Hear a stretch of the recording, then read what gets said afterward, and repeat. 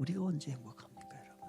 무엇인가를 누구로부터 받을 때가 행복하세요? 무엇인가를 누구에게 줄 때 여러분 행복하십니까? 어린이날이 되면 아이들이 잠을 설칩니다. 엄마 아빠로부터 받을 선물 기대하려고. 그런데 그 아이들보다도 자식보다도 더 기쁘고 더 행복하고 더 즐거워하는 사람이 있어요. 그것은 그 선물을 준비하는 부모님이죠. 그 선물을 받고 행복해하고 즐거워하고 기뻐할 걸 생각을 하니까 그렇게 좋을 수가 없어요. 선물을 받는 자식보다도 선물을 주는 준비하는 그 부모가 더 기쁨이 있고 더 행복이 크다는 얘기예요.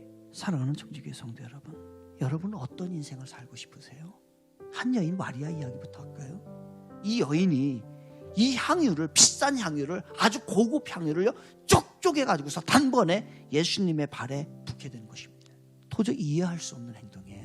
이 행동의 의미를 이해한 사람 두 사람이에요. 예수님하고 마리아. 본인과 예수님만 이 행동의 의미를 이해했지 아무도 이해를 못했어요. 그래서 제자들도 얘기를 하는 거예요.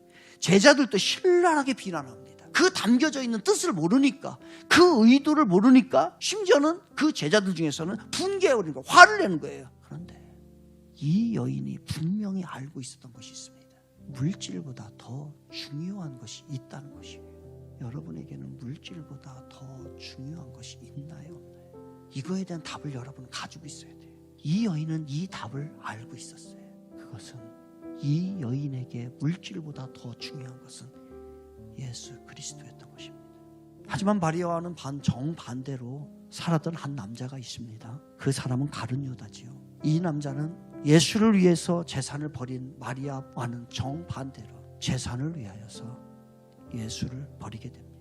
이 남자는 마리아가 향유를 부을 때 그 자리에 있어서 신랄하게 그 여인의 행동에 대해서 비난했던 사람이 바로 이 가룟 유다입니다. 바로 예수님의 제자였음에도 불구하고 그녀를 심하게 나무를 하지요.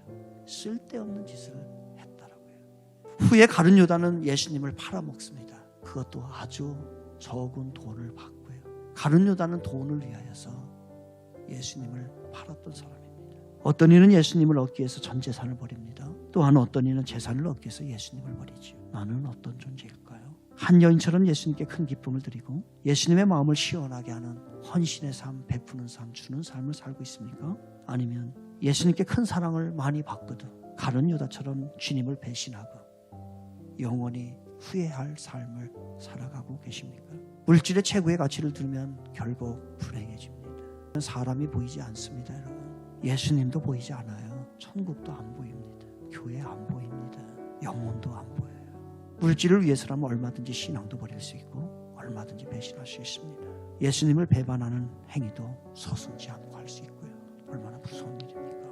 우리 어떻게 살아야 할까요, 여러분? 한 여인처럼 예수님께 큰 기쁨을 드리고 예수님의 마음을 시원하게 드리는 그런 삶을 살아야 할까요? 아니면 예수님께 큰 사랑을 많이 받았음에도 불구하고 물질 때문에 주님을 배반하고 영원히 후회할 그런 삶을 살아야 할까요? 우리는 유다의 탐욕을 거절해야 합니다. 우리는 예수님을 위해 가장 소중한 것을 내어드린 마리아처럼 되기 위해 힘을 써야 하지요. 더 나아가 욕망과 정욕의 구속으로부터 우리를 해방시켜주기 위해서 자신을 온전히 그리고 기꺼이 내어주신 예수 그리스도, 그분의 삶을 닮아가면 어떨까요? 여러분은 어떻게 살기 원하세요? 예수님을 위해 재산을 버리는 삶을 사시렵니까? 재산을 위해 예수님을 버리는 삶을 사시렵니까?